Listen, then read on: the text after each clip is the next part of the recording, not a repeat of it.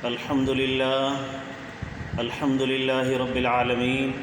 والصلاة والسلام على أشرف الأنبياء والمرسلين، أما بعد فأعوذ بالله من الشيطان الرجيم، بسم الله الرحمن الرحيم، فقد قال الله تبارك وتعالى في القرآن المجيد والفرقان الحميد: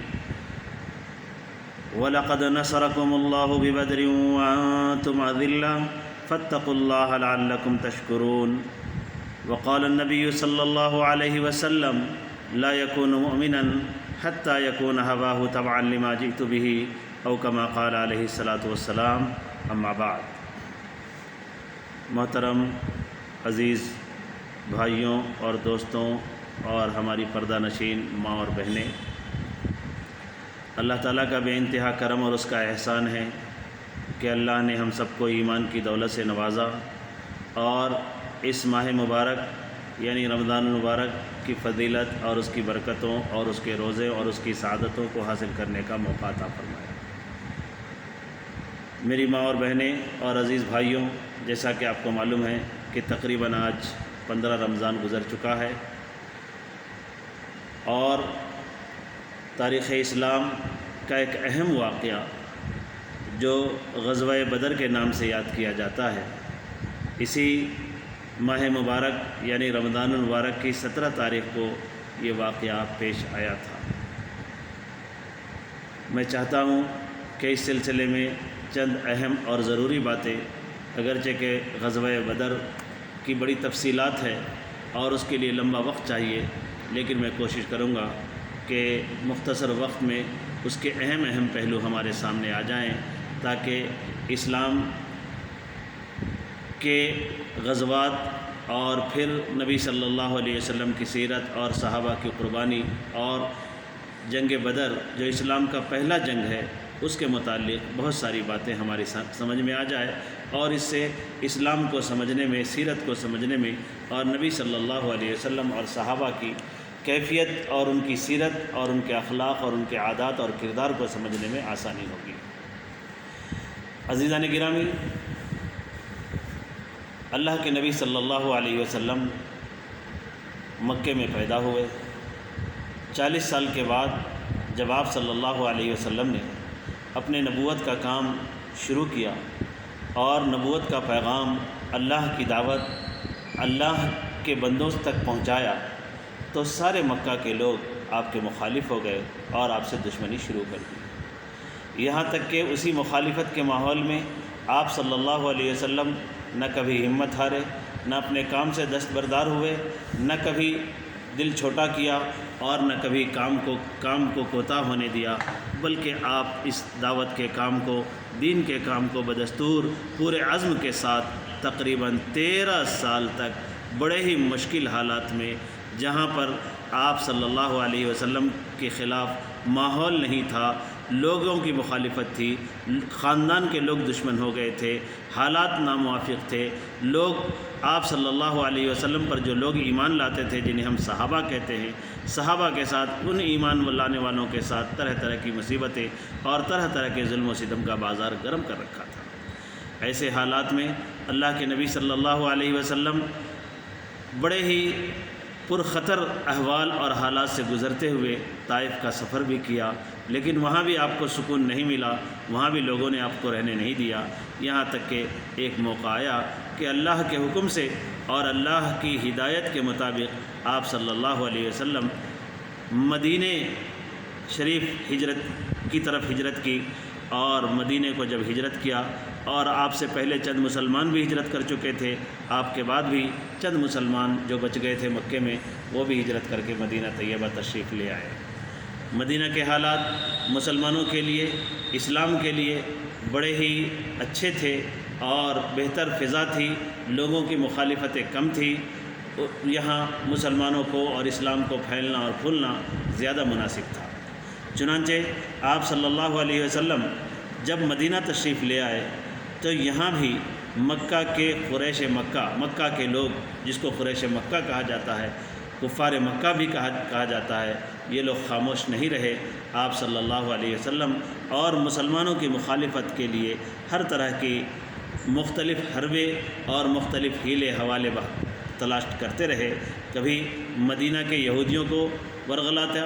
اور کبھی مدینہ کے لوگوں کو، منافقوں کو آپ صلی اللہ علیہ وسلم اور مسلمانوں کے خلاف اکساتے، یہاں تک کہ انہوں نے مدینہ کے مشہور شخص عبداللہ بن ابی کو انہوں نے خط لکھ کر بھیجا کہ یہ محمد صلی اللہ علیہ وسلم تمہارے پاس گئے ہیں، انہیں قتل کر دو یا ان کے ساتھ تمہارا بھی فیصلہ، ورنہ اگر ایسا نہیں کرو گے تو ہم آئیں گے اور تمہارا بھی فیصلہ ان کے ساتھ کر دیں گے۔ چنانچہ ابھی 1 سال بھی نہیں گزرا تھا کہ آپ صلی اللہ علیہ وسلم کی مخالفت منافق اور یہودی اور دوسرے لوگ مدینے میں کرنے لگے۔ مسلمان ابھی سنبھلنے بھی نہ پائے تھے، بلکہ اپنا حال بڑے ہی پر خطر ماحول میں وہ تشریف لائے تھے، مکہ سے ہجرت کر کے مدینہ آئے تھے۔ مال و اسباب اور خاندان اور روپے پیسے، کھانے پینے کی چیزیں، ان سب کی قلت تھی۔ بڑی مشکل حالات میں مدینے میں وہ زندگی گزار رہے تھے۔ مدینے کی آب و ہوا بھی ابھی فوری طور پر انہیں ناسازگار اور مناسب نہیں تھے۔ ایسے حالات میں قریش مکہ نے 1 سال کے اندر ہی بڑی ہی تیاری کے ساتھ آپ صلی اللہ علیہ وسلم پر حملہ کرنے کا ارادہ کیا اور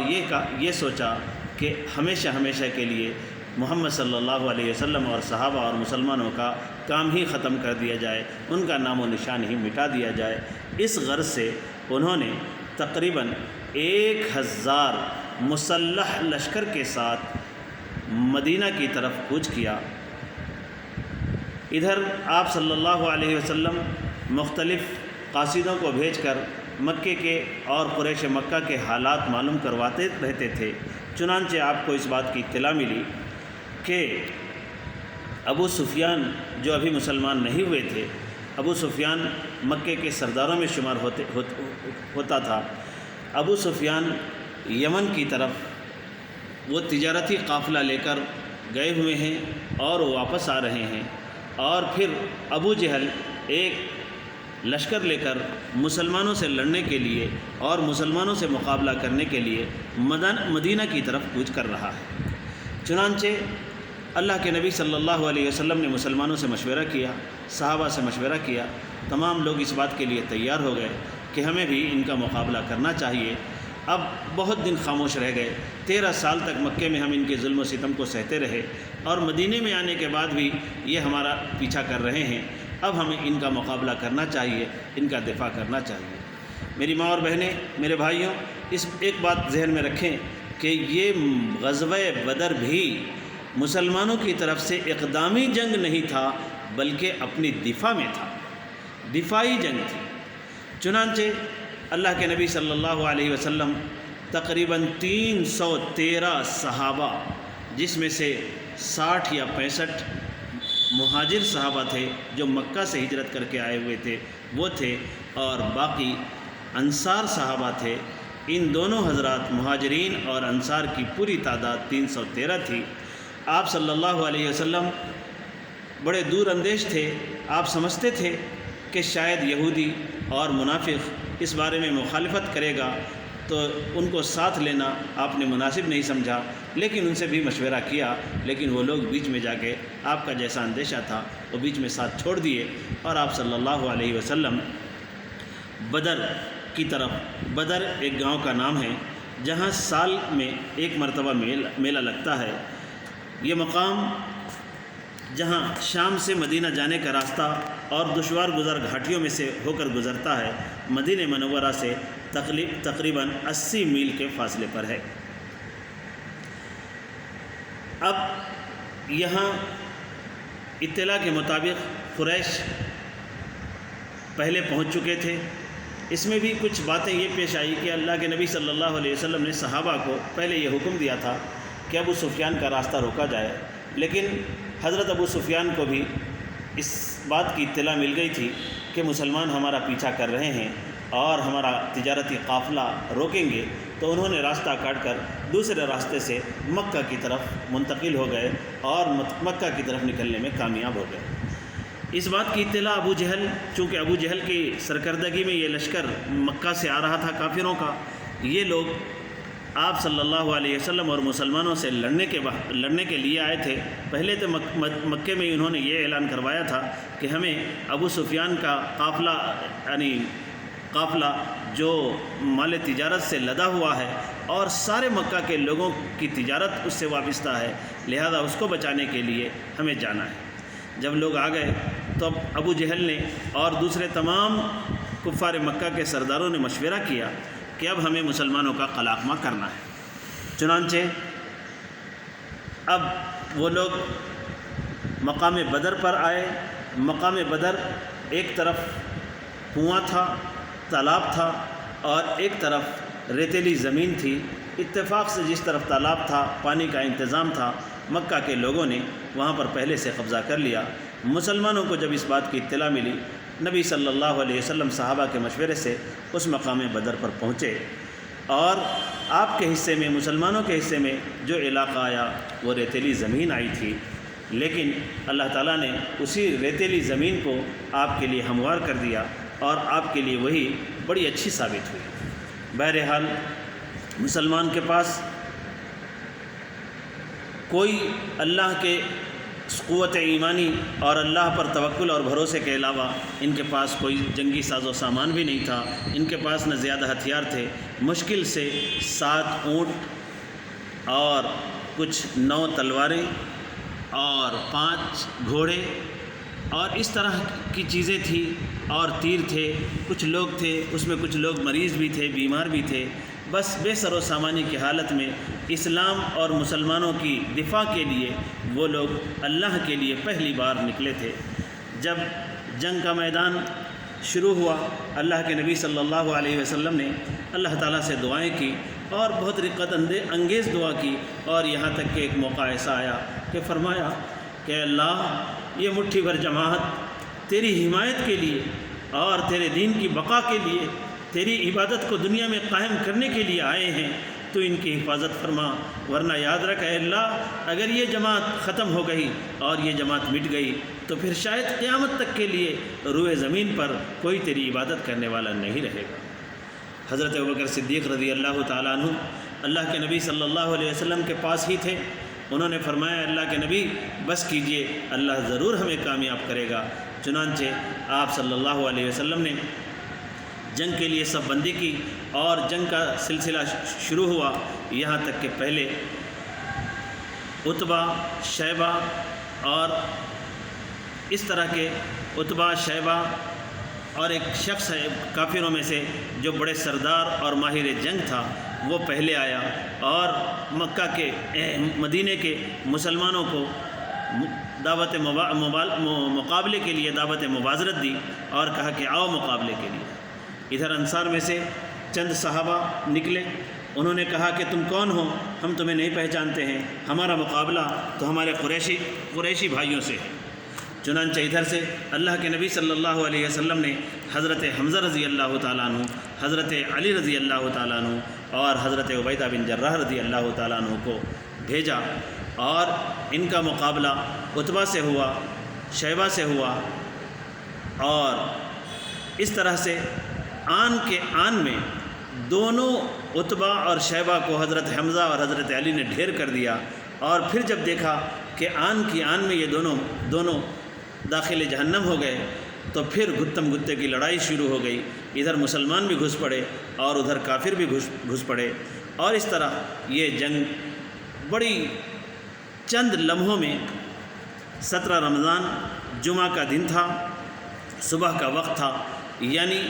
دوپہر کی دھوپ گرم ہوتے ہوتے یہ جنگ کا خاتمہ ہو گیا، اور اس طرح یہ جنگ مسلمانوں کے ہاتھ میں آ گیا۔ اس کم عرصے میں اس قلیل فوج کے ساتھ بے سر و سامان مسلمانوں کے ذریعے اللہ تعالیٰ نے عظیم فتح عطا فرمائی کہ ان کے کافروں کے 70 مشرکین، 70 قریش کے سردار جو بڑے بڑے لیڈر تھے، عتبہ، شیبہ، ابو جہل اور اس طرح سے امیہ بن خلف اور وغیرہ بہت سارے لوگ تھے جو مارے گئے، قتل کر لیے گئے، اور پھر اسی طرح 70 مشرکین قریش مسلمانوں کے ہاتھ قید کر لیے گئے۔ اس طرح آن کی آن میں اللہ تعالیٰ نے مسلمانوں کو غلبہ عطا فرمایا اور ایک دھاک بیٹھ گئی کافروں پر، اور مسلمانوں کو فتح نصیب ہوئی، بہت سارا مال غنیمت بھی مسلمانوں کو ملا۔ چنانچہ یہ جنگ اللہ تعالیٰ نے مسلمانوں کو تو فتح نصیب ہو گئی، لیکن اس کے ساتھ ساتھ کئی باتیں چیدہ پیش بھی آئی۔ یہاں تک کہ ایک موقع پر یہ بھی پیش آیا کہ امیہ بن خلف جو ڈر رہا تھا اور جنگ میں شریک نہیں ہونا چاہتا تھا، لیکن ابو جہل نے اس کو آڑ دلایا، تانا دیا اور کہا کہ تمہیں تو جنگ میں شریک ہونا چاہیے، تم تو سردار ہو، مکے میں تمہاری ایک حیثیت ہے۔ بہرحال ڈرتے ڈرتے وہ شریک ہوا۔ ایک موقع پر حضرت علی رضی اللہ تعالیٰ عنہ ہجرت کے 4-6 مہینے کے بعد کسی کام سے مکہ جانا ہوا تھا۔ اتفاق سے جن کے پاس وہ گئے تھے ان سے کہا کہ میں ایک کام سے آیا ہوں، مگر میں چاہتا ہوں کہ کعبۃ اللہ یعنی خانہ کعبہ کا طواف کر کے جاؤں۔ ان کے جو دوست تھے جن کے مہمان بنے تھے، انہوں نے کہا کہ دیکھو مکہ کے کافر مسلمانوں کے خلاف بڑے غیظ و غضب میں ہیں، ایسا کرو کہ ایسے وقت رات کے وقت میں کسی وقت تمہیں لے جاؤں گا اور تم میری حفاظت میں تم طواف کر لینا اور پھر واپس مدینہ چلے جانا۔ اتفاق سے حضرت علی رضی اللہ تعالیٰ عنہ بڑے دلیر تھے، جرأت مند تھے، انہوں نے کہا کہ ڈرنے کی کیا بات ہے، چلو جو ہوگا دیکھ لیا جائے گا۔ اسی وقت وہ گئے اور خانہ کعبہ کا طواف کرنا شروع کر دیا۔ حسن اتفاق امیہ بن خلف وہی شخص ہے جو حضرت بلال رضی اللہ تعالیٰ عنہ کو غلام بنا رکھا تھا اور حضرت بلال پر اسلام لانے کی وجہ سے طرح طرح کی مصیبتیں اور طرح طرح کا ظلم و ستم کر رہا تھا۔ یہ شخص مکے کے سرداروں میں سے تھا، اس کی ایک حیثیت تھی۔ اس نے دیکھا کہ حضرت علی طواف کر رہے ہیں، انہوں نے للکارا اور کہا علی تمہاری یہ ہمت، تم ہمارے ملک میں ہمارے بستی میں ہمارے گاؤں میں آ کے تم علی اعلان ہماری مرضی کے بغیر تم طواف کرو گے، تمہیں یہ جرأت کس نے دی؟ حضرت علی رضی اللہ تعالیٰ عنہ بھی جری تھے، انہوں نے بھی ڈانٹا، چپ بیٹھ، اپنی خیر منا، تجھے تو مسلمان بھگا کے مارنے والے ہیں۔ اب یہ بات سننا تھا کہ یہ کیا کہہ رہے ہو؟ ہاں میں جو کچھ بھی کہہ رہا ہوں صحیح کہہ رہا ہوں۔ حضرت علی رضی اللہ تعالیٰ عنہ جھڑکے، لیکن یہ بات سن کے وہ دل میں ذرا محسوس تو کیا، کچھ ڈر تو محسوس کیا کہ اگر حضرت اللہ کے نبی صلی اللہ علیہ وسلم نے کہا ہے تو یہ ضرور میرے ساتھ ہوگا۔ بہرحال جب ابو جہل نے اس کو جنگ بدر میں چلنے کا جب وعدہ اصرار کیا تو اس کے دل میں یہی ڈر تھا۔ اس نے کیا کیا کہ بڑی ہی تیز رفتار گھوڑے کو خریدا اور گھوڑا خرید کے اس نے تیاری کی اور تیاری کر کے یہ سوچا کہ میں جنگ میں پیچھے رہوں گا۔ چنانچہ جنگ بدر میں وہ پیچھے تھا، سوچ رہا تھا کہ موقع ملے اور بھاگ جاؤں، لیکن ایک وقت ایسا آیا کہ جب گتھم گتھے کی لڑائی شروع ہوئی تو وہ شخص ایک جگہ سے نکل کے بھاگنا ہی چاہ رہا تھا کہ حضرت بلال رضی اللہ تعالیٰ عنہ کی نظر اس پر پڑی۔ حضرت بلال پہچان گئے، ارے یہ تو میرا شکار ہے، خدا کی قسم اگر یہ بچ گیا تو میں ہلاک ہو جاؤں گا۔ فوراً اس کی طرف لپکے اور بڑی تیز سے دوڑے، وہ گر گیا۔ گرتے ہی حضرت عبد الرحمن کی طرف، جو حضرت عبد الرحمن بن عوف رضی اللہ تعالیٰ عنہ، مکے کی حالت میں اس کی دوستی تھی، دونوں کی تجارت ساتھ میں تھی، یہاں تک کہ مدینے میں حضرت عبد الرحمن بن عوف جب آ گئے تو اس نے خط بھیجا تھا کہ اپنا تجارت جس طرح مکے میں چل رہا تھا اسی طرح تم مدینے میں رہ کے بھی ہم اپنی تجارت چلائیں گے۔